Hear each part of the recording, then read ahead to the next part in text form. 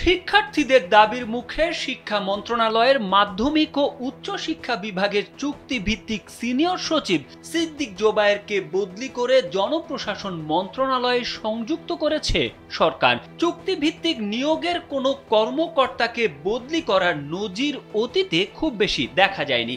বিশ্লেষকদের ভাষ্য, তাকে একটি নির্দিষ্ট বিভাগের জন্যই চুক্তিতে নিয়োগ দেওয়া হয়েছিল। সেখানে তাকে রাখা না হলে তার নিয়োগ বাতিল হওয়ার কথা। কিন্তু সরকার নিয়োগ বাতিল না করে কেন তাকে জনপ্রশাসনে যুক্ত করেছে সেটি নতুন রহস্যের জন্ম দিয়েছে। বুধবার তাকে বদলি করে জনপ্রশাসন মন্ত্রণালয়ে চুক্তিভিত্তিক সিনিয়র সচিব হিসেবে সংযুক্তি দিয়ে প্রজ্ঞাপন জারি করা হয়েছে। ফলে নতুন করে তিনি কি আবারও অন্য কোনো মন্ত্রণালয় কিংবা বিভাগের দায়িত্ব পাচ্ছেন কিনা তা নিয়ে জল্পনা কল্পনায় তৈরি হয়েছে। নাম প্রকাশে অনিচ্ছুক একজন সাবেক সচিব ও জনপ্রশাসন বিশ্লেষক কালবেলাকে বলেন, সরকার চাইলে যেমন চুক্তি বাতিল করতে পারে তেমনি তাকে অন্য কোথাও পদায়নও দিতে পারে, কারণ তাকে সিনিয়র সচিব হিসেবেই চুক্তিতে নিয়োগ দেওয়া হয়েছিল।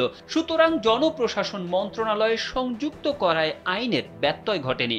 গত বছরের 24 অক্টোবর 2 বছরের জন্য সিনিয়র সচিব পদে চুক্তিভিত্তিক নিয়োগ পেয়েছিলেন সাবেক অতিরিক্ত সচিব সিদ্দিক জোবায়ের। 2019 সালে বিদ্যুৎ বিভাগ থেকে অতিরিক্ত সচিব হিসেবে অবসরে যান জোবায়ের।